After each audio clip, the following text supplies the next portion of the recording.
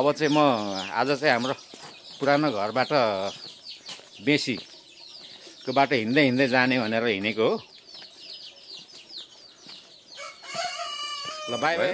घरबाट यसो निस्केर बाटो छ यसरी हिँड्ने, अलिकति तल झरेपछि रोड भइहाल्यो। रोड खुद्रुक्कै झरेर चाहिँ हिँड्ने हो।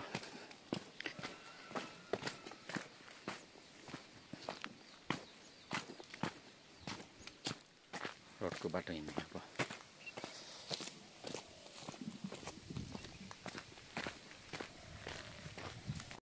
अहिले ठ्याक्कै 7:19 गएको छ। पहिले हामी 45 मिनट 1 घन्टामा झरिन्थ्यो। अहिले कति लाग्ने रहेछ मलाई, लगभग धेरै पछाडि यो बाटो पैदल हिँड्दैछु म। यो सडक बनिनुभन्दा पहिले चाहिँ माथिबाट जङ्गलको बाटो थियो। जङ्गलको होइन, माथि सिधै बाटो थियो, जङ्गलको बाटो सर्टकट थियो। अब अहिले त्यो बाटो त हराइसकेको छ। यो बाटो रोटेरोट हिँड्ने हो। ठाउँ ठाउँमा चाहिँ पुरानै बाटो हिँड्नुपर्छ। अहिले म सानो आल आइपुगेको छु। यो सानो आल थियो अब यहाँ पहिले, होइन? यो सानो आल थियो यहाँ। अहिले चाहिँ अब आलहरू छैन। अब यहाँबाट म तपाईँलाई देखाउँछु हाम्रोबाट के देखिने, कहाँबाट देखिने चिजहरू। माथिको चुचुरो चाहिँ धजे डाँडा बजार भयो। त्यहाँदेखि ओथिलाको चाहिँ हमेला भयो, होइन? तल हमेला, ऊ त्यो खपुक मादेन यामलिखाम हुँदै अब यहाँबाट देखिने धनकुटा बजार, पर धनकुटा बजार देखिँदैछ नि, त्यो धनकुटा बजार भयो। अब यहाँबाट चाहिँ जङ्गल पसिन्छ। पल्ला जङ्गल हो, होइन? जङ्गलको बिचबाट यसरी रोड गएको छ, पुरानो जङ्गल। बाटो आउने हुँदाखेरि यो बाटो मैले भेटाउन भुलेछु। यहाँ माथि जङ्गलमा पसेँ एकछिन, अनि अब अलमल्ली अब अहिले चाहिँ बाटो भेटाएको छु। अब चाहिँ रोडमा मिसिन्छ। आइपुगेँ, रोडमा आइपुगेँ। अहिले चाहिँ यो सानो बाटो झरेर एकछिन चाहिँ अलमल्ली। अहिले चाहिँ म डाँडागाउँ आइपुगेको छु, भन्ज्याङनेरि। यो रोटेरोट आएँ म। पुरानो बाटोले चाहिँ यहाँ झार्छ। यो बाटो हो पुरानो बाटोले झार्ने। यहाँबाट झार्थ्यो, यहाँ जोडिन्छ चाहिँ डाँडागाउँको भन्ज्याङ भन्छौँ है, भन्ज्याङ। हाम्रो तलबाट भारी बोकेर जाँदाखेरिको लगभग बिसाउने हो। खटेर ओह्रालो डाँडागाउँ बस्दैछु। यहाँ पुरानो धारा थियो, छ रहेछ। पानी चलिरहेछ। अब चाहिँ म साबिकको बोधे गाविस वार्ड नम्बर 6 डाँडागाउँ प्रवेश गर्दैछु। बोधेको गढीसम्म गएको बर भयो। यो मुनिको पाटा साफालाङ, माथि साफालाङ पाटाहरू हामी गाईबस्तु चलाउँथ्यौँ। अब डाँडागाउँ यो चाहिँ डाँडागाउँ पऱ्यो।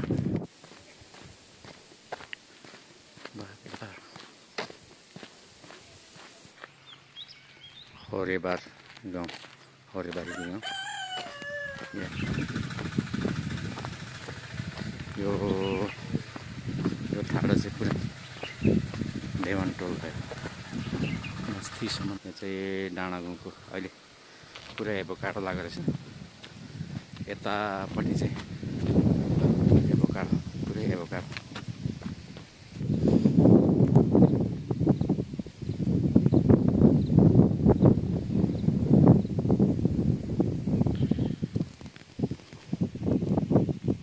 यो चाहिँ ज्योतिको चौतारा भन्थ्यौँ हामी। यो चाहिँ उहाँहरूले निर्माण गर्नुभएको चौतारा भएकोले ज्योतिको चौतारा भन्नेको हो भन्थ्यौँ हामी। अहिले रोड यहीँबाट गएर चाहिँ चौताराहरू चाहिँ अब यस्तो छ, होइन? यस्तो छ, राम्रो छैन, बिग्रिसकेको छ। पिपल रोडले लगेछ।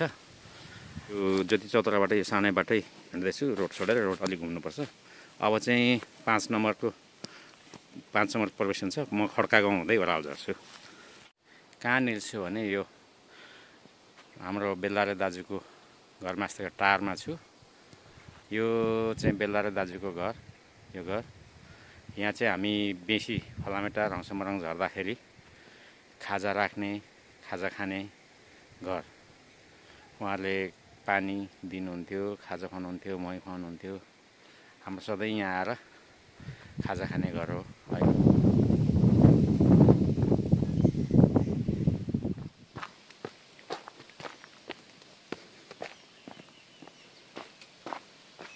चाहिँ म यो थेपाङ्गेको चौतारा भन्छौँ है हामीहरूलाई। यहाँ आइपुगेको छु। यो हाम्रो धान पराल बोक्दाको बिसाउनी हो। यहाँ पनि मजाले हावा चल्छ, सिरिर हावा चल्छ। यो चाहिँ थेपाङ्गे ऐसुल्यो खर्के भन्छ उहाँहरूको घर हो। यो हामी धान पराल बोकेर आउँदाखेरि जङ्गलमा पानी एक नपाइने, पुरै प्यास लाग्ने, अनि यहाँ आइपुगेपछि चाहिँ हामी पानी मागेर खान्थ्यौँ। यहाँ पनि पिउने पानीको धेरै दुःख। उहाँहरूले कता कताबाट लिएर जो गर्नुहुन्थ्यो, त्यो पानी पिलाउनुहुन्थ्यो। चाहिँ थाक्ले चौतारा माझतिर थेपाङ्गे घर मुनिको बगैँचा हो। उहिले रातो डाँडामा यहाँ हाम्रो दाल साइला दाजुले को बगैँचा बनाउनु भएको हो। उहाँले रोप्नुभएको बिरुवाहरू रातो डाँडामा के रोप्नु भएको जस्तो लाग्थ्यो हामीलाई। अहिले त कति लाग्दो बिरुवाहरू बनाउनु भएको छ। योहरू कटहर मजाले फल लागिरहेछ। आँपको बगैँचा हराभरा रमाइलो बनाउनु भएको रहेछ। लिची पनि हाल्नुभएको रहेछ। त्यतिखेर पानीको दुःखमा बडो मुस्किलले हुर्काउनु भएको हो।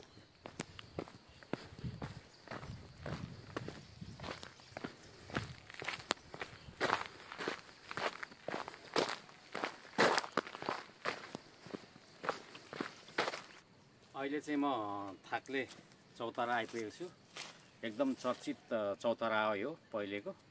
थाक्ले चौतारा भनेपछि यताबाट हामी आउने भयो। यहाँ आएपछि सबै आएर एकचोटि यहाँ भेला हुन्थ्यो, अनि यो बसिन्थ्यो, यहाँ सबै गरिन्थ्यो होइन। अब तपाईँको यहाँ भारी बिसायो, गरिसकेपछि अब यो बाटो जाने, यताबाट जाने बज्रमाई डाँडाखर्का जानेहरू यो बाटो जानुहुन्थ्यो। अनि हामी चाहिँ यो बाटो उकालो जान्छौँ। हामी चाहिँ माथि कटेर जाने हो। यो एकदम चर्चित चौतारा हो त्यतिखेर थाक्ले चौतारा भनेपछि। थाक्ले चाहिँ किन भयो मलाई थाहा छैन होइन। थाकेलुम चाहिँ पर पर्छ। यो चाहिँ थाक्ले चौतारा हो। अहिले यो चौताराको अवस्था अलिक कोही मान्छेहरू बटुवाहरू हिँड्ने नभएपछि त अलि जीर्ण नै हुन्थ्यो। अनि अब हामी यताबाट त्रिवेणी यता लाने हो दाह संस्कार गर्न लाँदाखेरि। अनि लास लिएर आउनेहरू यहाँसम्म आएपछि यहाँ सबै भेला भएर लास बोक्ने जति लास बोकेर जाने, अरू चाहिँ यता जङ्गलतिर गएर दाउरा खोजेर एकैचोटि त्रिवेणीमा भेट हुन्थ्यो। यहाँ बरको रुख थियो, मैले पनि देखिलिएको। तर बरको रुख चाहिँ अलिक राम्रो सँग फस्टाएको थिएन। पिपल चाहिँ अब यो भइहाल्यो, पिपल त राम्रै थियो। अहिले यो अवस्था यस्तो रहेछ। थाक्ले खोपानेर आइपुगेको छु। परबाट देखिने हो तमरकली त त्यो हुँदै आउँछ।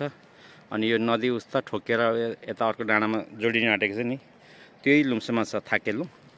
यो सदामको फाँट भयो। अब चाहिँ म थाक्ले खोपान कटेँ होइन। उकालो जाँदाखेरि यो खोपानमा हामीलाई कम मुस्किल पर्दैन थियो। हावै नचल्ने है, भारी बोकेको बेलामा खोपै थियो। त्यसैले थाक्ले खोपान भन्थ्यो है। यो चाहिँ करम डाँडा हो। यो चाहिँ भर्खर कोटाको जस्तो थियो खासै बाटोको लागि चाहिँ होइन। यहाँ केही पुरेको हुनुपर्छ, मतलब खानेपानीको पाइप या के पुरेर बाटो राम्रो बनाएको जस्तो देखिएको छ। अब चाहिँ म बछलाटारको चौतारा आइपुग्नु लागेको छु। नजिकै छ। त्योभन्दा यो बछलाटार चौतारा भयो र यो पनि चौतारै हो होइन। यो चौतारा चाहिँ हाम्रो बुवा कृष्ण गोविन्द देवान र आमा भद्रमाया देवानले बाजे बोजूको नाममा निर्माण गर्नुभएको चौतारा हो। यो चौतारामा चाहिँ पहिले बेसी गरी हिँड्दाखेरि बुवा आफैले फाँड्नुहुन्थ्यो, पछि आमाले हामीलाई फाँडो लाउनुहुन्थ्यो। अहिले त अब हेरचाह गर्ने कोही छैन, बरपिपल त छैन नै, अहिले पुरै सुगान दिगारीले घेरिएको रहेछ। अहिले चाहिँ म बक्साटारको चौतारामा आइपुगेको छु। यो चाहिँ हाम्रो उकालो जाँदाखेरिको स्टार्टिङ पोइन्टको रूपमा मैले मानेको हो। मेरो लागि चाहिँ स्टार्टिङ पोइन्टको रूपमा मानेको हो र माथिबाट तल झर्दाखेरि मलाई लगभग अहिले 2 घन्टा लागेछ। यो यताबाट आउँदैछ होइन, यो पारी यो देखिएको हङसमरङ हो। यो तल देखेको यो खरुवा र पारीबाट पेलिया र सङ्गमस्थल भएकोले त्रिवेणी धाम चाहिँ त्यही हो। अनि यता आएपछि यो फुलबारी हो, यो पारी चाहिँ फलामेटा खोलामा चाहिँ अब अहिले पुल निर्माण हुँदैछ र करिडोरको बाटो र यो खोपमा चाहिँ तपाईँको बक्साटार भन्छ होइन रहेछ। त्यस्तै छ आजको मेरो बोधेदेखि हङसमरङ फलामेटासम्मको यात्रा यहाँहरूलाई यति नै। अहिले यहाँबाट उकालो जाँदाको बनाउला सोचेको थिएँ, तर संयोगवश माथिबाट ओह्रालो झर्नुपर्ने संयोग मिल्यो, त्यही भएर बोधेबाट हङसमरङ झर्दाको भिडियो बनाएको हो। यो भिडियो तपाईँहरूलाई कस्तो लाग्यो कमेन्ट गरिदिनु होला र विशेष यो बाटो हिँड्नु हुनेहरूले सम्झिनु भयो, बाटोहरूको बारे याद गर्नुभयो भने कमेन्ट पनि गरिदिनु होला है। धन्यवाद, नमस्कार।